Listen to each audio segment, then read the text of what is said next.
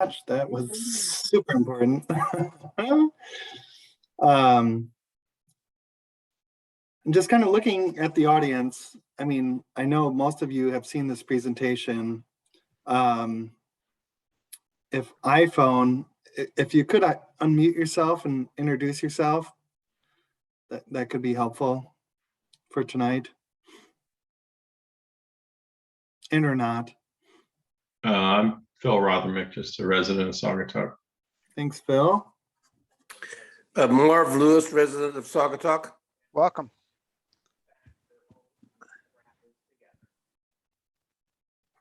Okay, cool. So I think we have some. Brian Dan was introducing himself. Thanks, Dan. Fox, Saugatuck resident. Great. So I think we have a couple new people that haven't seen the presentation. So I'm gonna go ahead and share the screen now. Thanks, Ryan. You're welcome. And rock and roll.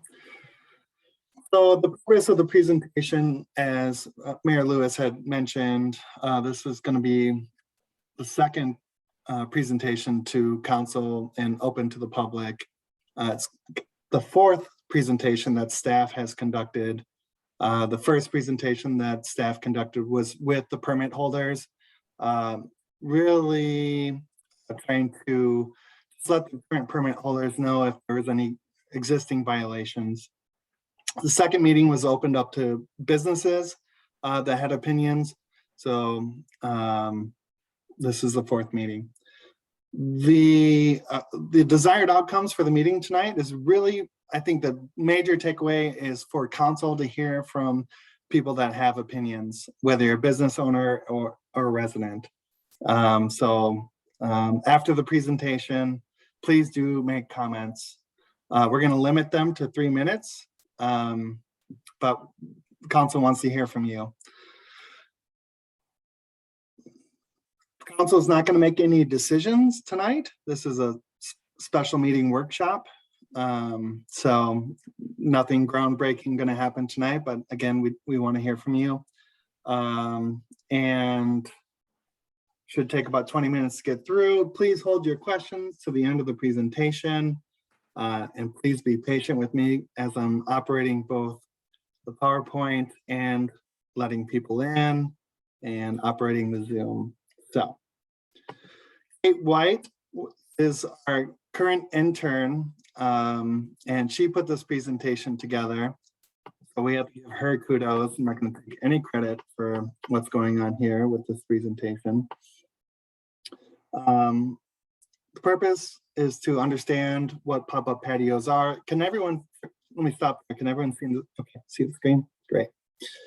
So the purpose is to understand what pop-up patios are, the current situation in Saugatuck, and what the options are for council to review going forward. We're going to review agendas to review the definition of a pop-up patio, our experience to date in Saugatuck. Kate did some surveys. So I'm going to review some data with that. She also reached out to 12 different municipalities around the state. So we're going to review the outcomes of that survey and then policy options. So first slide, what are pop-up patios? It's an expansion of outdoor dining. We've got some comments from council about kind of redefining pop-up patios. I think that was good advice. And so we'll probably look into doing that.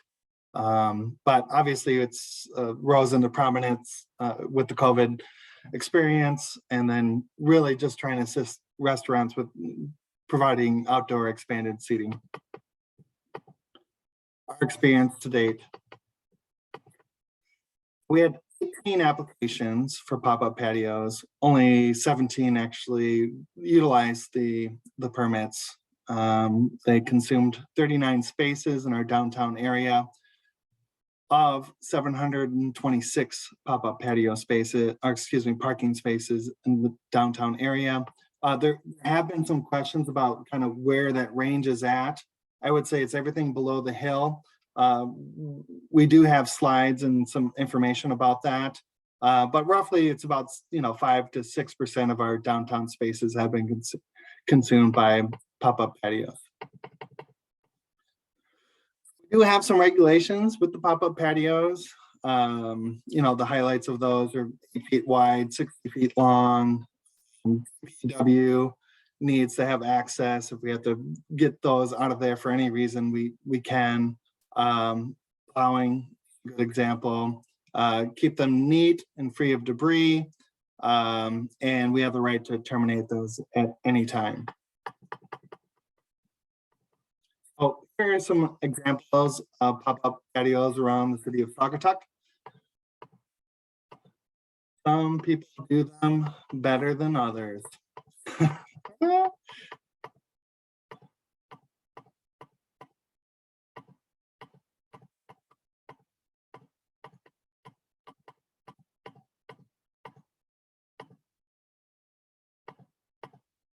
So, as I'm going through these slides, I would say aesthetic standards maybe will become important to the city of Saugatuck if they should decide to move forward with pop-up patios.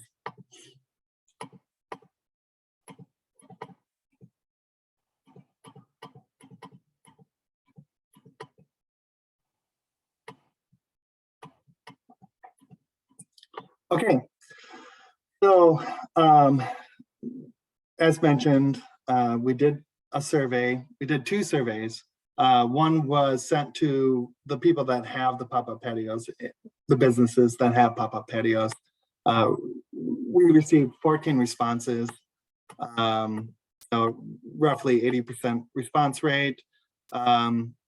We asked some questions, any issues with pop-up patios from their viewpoint?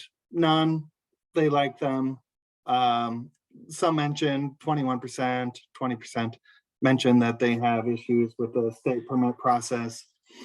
Understandable, not the city's issue. Trash pickup was another issue, and then some traffic. Benefits, you can see the slide here. Good for customers, serve more customers, good customer experience, and they can conduct business as usual, being able to expand out. We asked, would you continue? Yes, not surprising. And there was one that said, no, we're not quite sure if we would or not. But yeah, the businesses that had them would like to continue with them.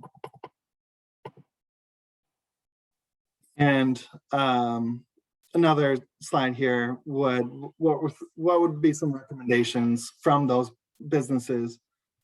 Improve parking infrastructure. Okay, understood. No, so that's 6 of them. Others said no change. Maybe look at a patio fee, and then improve parking information. Limit the amount of space. That's a good one. And give to restaurants that do not have outdoor seating. So that's another interesting one. We did another survey. And this one was opened up to retail, lodging, galleries, other businesses. And we had a pretty poor response rate, which the city is disappointed about, but we're working on that. And so I should just mention here that, based on our survey, our sample size is not large enough to draw any firm conclusions, but it's a start. So parking, of course, number one concern, followed up with no concerns. And then you see little congestion, drinking, and loitering, small results there in that survey. Benefits, none. Attractive downtown, dining, customer draw. So there's that. We asked the question, do you think they should pay for public parking space? And 35% said no, they shouldn't. 30% said neutral, neither agree or disagree. 25% said agree, and about 6% disagreed, and then 6% strongly agree. We also asked the question, limit permit quantity. Almost 40% said strongly disagree. 35% said neither agree nor disagree. And you see the rest there in the pie chart. Continue pop-up patios. Our acronym is POPs, which is cute. So continue POPs past 2021. 40%, 41.2% say agree. 38.2 say disagree. Others say 8% say other, and then 8.8 neither disagree or agree. And this is a nice kind of peace symbol. I'll point that out. Count of recommendations. Eliminate it altogether. Again, this is the broad survey with just kind of the general business stakeholders. Base it on use. 9, improve parking information, limit the amount of space, improve parking infrastructure, more stringent standards, and then it goes on. Oh, the summary of the business survey. You know, the major concerns: parking, unused patio space, full capacity restaurants, unattractive patio spaces, flooding and debris, congestion and traffic safety. I will mention at this point that our DPW does have concerns with safety, as does probably fire. And so that's something to be considered moving forward. But generally, there's an even split between the businesses at large. You know, not specific to restaurants. So it's pretty much 50-50. Recommendations: use it or lose it, based on use. So if they're not occupied, get rid of them. Do more with parking information, limit the patio space, more design standards, and then sidewalk cafes, I think, as a matter of fairness. So Kate did reach out to 12 different municipalities around the state. They include Douglas, Traverse City, Muskegon, Ferndale, and Holland, Dearborn, Royal Oak, Rockford, St. Joseph, Kalamazoo, Plymouth, and Zeeland. They all had pop-up patios this year. And I will mention at this point that I think they're waiting, many of these municipalities are waiting for our outcome, because Kate has probably done the most research in the state, which is awesome. So we're sharing information with the other municipalities. I'm just going to move through this really quickly. Douglas is considering actually building out their patio space, and we have some pictures that I can show here in a little bit to make it a permanent feature on their roadway. Traverse City, they charge and they limit the cafe permits. Muskegon, they do a charge, but they also are putting in the infrastructure for them with concrete barriers and on-street patios. Ferndale, they charge an hourly rate. That's an interesting one. Douglas, Holland, Royal Oak, Plymouth, and Zeeland. They made sure that they opened it up to retail and food service. So that's probably a matter of equity. And then the other communities have just waived all fees and charges. That was pretty common in the midst of, like, who knew what was happening with COVID, that municipalities were not only relaxing outdoor ordinances, they weren't charging fees, anything to help the businesses survive. Highlights continued. So St. Joseph just completely cut off the street created a little plaza. Plymouth, they had an application fee, and then they charged per linear foot. Plymouth is gonna review permanent patio space. Zealand created like an outdoor space. We're gonna see some pictures with that. So based on the survey, which was done kind of late fall, and I'm curious to see if they've changed their position at this point. 6 are going to continue their patio outdoor pop-up spaces. Traverse City permitted the on-street patios before the pandemic, so they actually had this in place. Dearborn, they didn't seem too interested to continue. Again, that was late fall. We'll see if their position has changed. And the 4 other communities were it's all new to us. So they were just kind of gauging. We're doing exactly what we're doing. It's to get feedback. So staff recommendations. Option number 1, continue policy without any changes. So, and it ended November 30th, 2021. You can renew it with no changes. Policy option number 2, continue with changes after, it's ended. Potential changes.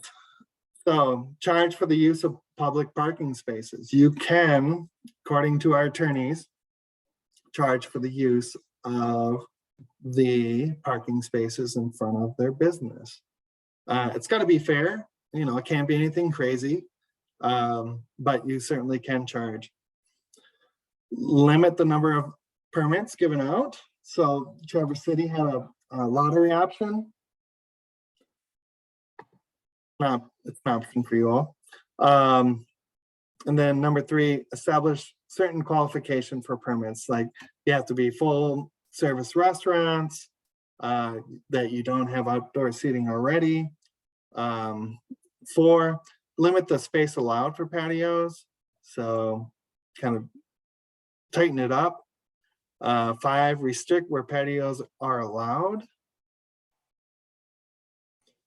6, open the patio policy. Oh, shoot. 6, open the patio policy to retailers and other service businesses. So something to be considered. 7, establish more stringent design standards. 8, establish seasons for the pop-up patios. It was mentioned that maybe just on the shoulder seasons that they should be allowed with little heaters outside. So those are options, so all options. Option number 3, just get rid of the policy. Bam, see you later. Good night. Option 4, create a city-sponsored pop-up patio space. You could tie this in with some of the other options that you have. And so now we're going to get into some photos of what other municipalities are doing. First one's going to be Zealand. So they created a city space that was shared. This dude seems pretty happy about his pizza, but his sister doesn't seem, she seems skeptical. So space. I don't think they have the same parking issues that, or the urban issues that we have, but cool space nonetheless. So those are just a few photos and just a recap. I explained what pop-up patios are, our experience to date, shared the survey data, which again was not valid with stats, other experiences with Michigan communities, and then policy options. So with that, Madam Mayor, I think we're ready to open up to questions. All right, very good. Thanks so much. So before we get started, I think Ryan will, without putting the agenda back up, basically, we'll enter into a public comments section now. And what we'll do is ask folks to introduce themselves and listen and limit their comments to 3 minutes. And I am going to take the option to give Phil Rother, I think it's Rothermich, the option to go first, because I know he tried to pipe in at the end of the meeting last time. So I want to give you the option to pop in right now. And so why don't you introduce yourself and please limit your comments to 3 minutes. Thank you. Thank you. Yeah, we just moved into a house on Singapore off of Maple. Spent the last year renting here while we build. And so we're able to spend a couple seasons here. The couple comments I had in the last meeting that I didn't have a chance to make, I just wanted to, I guess, a couple comments and a question. There was comment made about the parking at the high school and, you know, promoting that further. I think that could be done fairly easily with signage. I suspect there's a lot of people who come in town for the weekend that would be fine with that, but don't find it.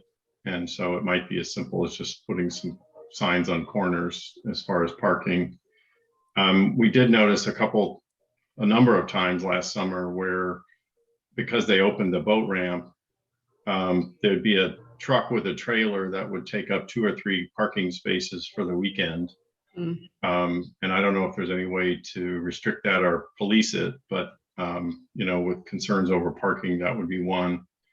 And I think that I understand why a retailer would complain about the parking when they're not benefiting from it, but I think the indirect benefit is clear that if people come to town and can't find lunch, they're not likely to come back to town and go shopping.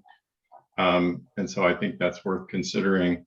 I also wanted to just make a comment about fees. I think if you make it prohibitively expensive for a restaurant to do it, they're less likely to do it. And I think, as I mentioned the last time, I think there's a benefit to the restaurants and to the community and to all of the retailers to keep people coming if they can find a place to eat without having to wait for a couple of hours. And so I think both from a convenience standpoint and for the sort of continued viability of these restaurants, the goal should be to make it as easy as possible to do it and as inexpensive as possible so that people are willing to do it. And I saw the possibility of using just the shoulder seasons, but I think the summer season is when we need it the most as far as just demand for spaces. The only question I had, and I heard a reference to the state law, but there have been a number of times when like you get a beer at Wally's and you're going to go sit in the outdoor space and somebody has to carry it across the sidewalk, which just seems silly to me, but I don't know if that's a Saugatuck law or a state law, but I don't know if there's anything that can be done about that, but that just seems cumbersome. Right. Thank you so much. All right. I'm trying not to be rude. I've got my little timer going. So I stuck my finger up at 1, but I don't think you heard it. Oh, I didn't. Sorry. Thank you. So yeah, I won't intentionally be rude, just kind of, sort of. So thanks, Phil. I'm glad you were able to pop in this time. All right. Let's see who else we've got that would like to offer some public comments. Please introduce yourself. If you want to unmute yourself. I'm unmuted. I got Lisa Mize. I heard Lisa Mize first. Okay. Okay. Madam Mayor, I'm Lisa Mize. I'm the Executive Director of the Convention and Visitor Bureau in Saugatuck and Douglas. And I can speak to the pop-up patios from the perspective of our visitors and the people who walked into our office and thoroughly enjoyed themselves and were so delighted to see the pop-up patios back. It gave them a sense of safety, being able to stay outside when some people were still worried about COVID. And the ambiance that it gave the downtown area was fabulous. They commented, we got really only positive comments about the pop-up patios. So I wanted to give you that perspective. All right. Thank you so much. And then I saw Marv Lewis. In full disclosure, this is my father. Introduce yourself, Pop. Yes, Marv Lewis. I live in Saugatuck, but I have a rental business over in Douglas. And throughout the summer, all of the guests that I had in my units that experienced Saugatuck were absolutely in favor of it. They loved it. They thought it gave them a better sense of our small community, also with a tinge of the European environment with these open patios. I think it's a wonderful experience.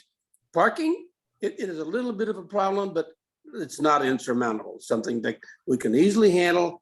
Anything that we can do to bring more people to our community to spend their money is something that we should absolutely foster. Thank you very much. Thanks, Pop. All right. Who else we got? If you want to, Christine, I saw you unmute yourself. Go for it. Hi, I'm Christine. I'm the owner of Wicks Park. Pretty much everyone knows how I feel about the outdoor dining spaces, which I'm trying to start calling them.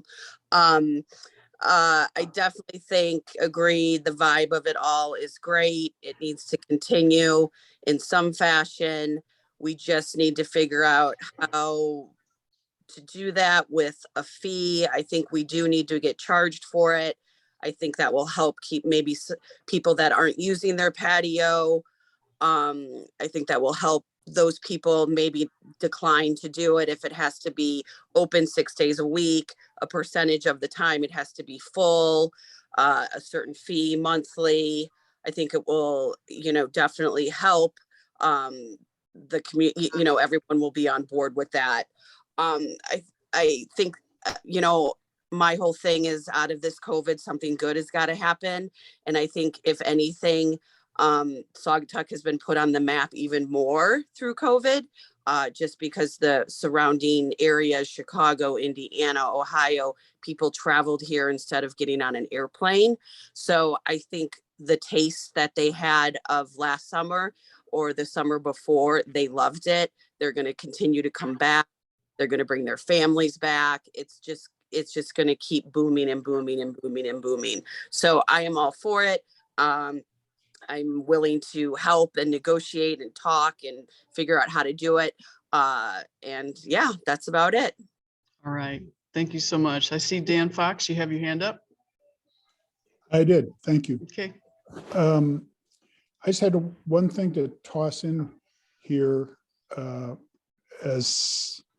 it may not be able to be acted upon. But the fire district, at our next meeting, we have an agenda item to discuss, not specific to the outdoor dining stuff, just in general, to talk about safety born out of the Waukesha nightmare, where the car killed 8 people by literally, apparently intentionally driving into a crowd, driving into a parade, aiming for people and so forth. I mean, it's dreadful. As I was saying to the chief the other day, that's something when I was a kid was inconceivable, and you would never have even thought that was a possibility anywhere. But we're going to discuss it because there is equipment that can be helpful to mitigate that risk.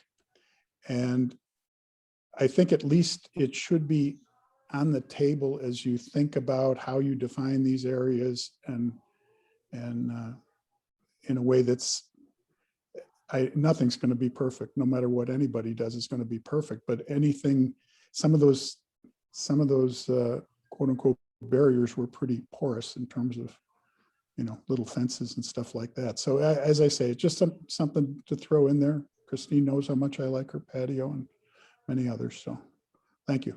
Okay. Thank you so much. Anybody else that we've got?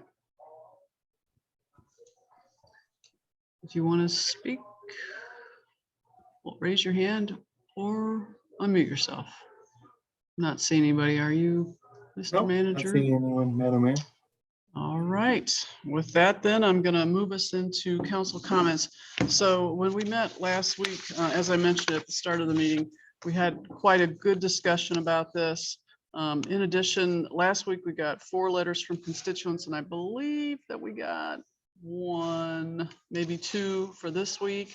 So we have heard from constituents through written communication.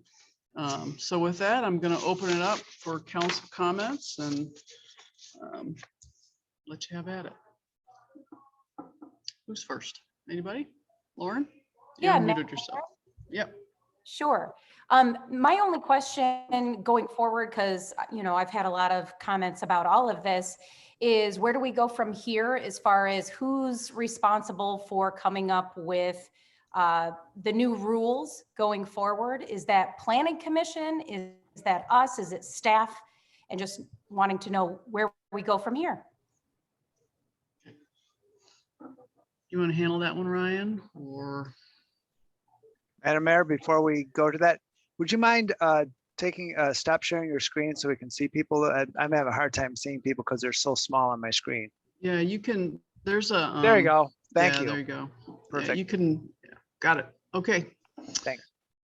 Ryan, anything you'd like to say about Lauren's question?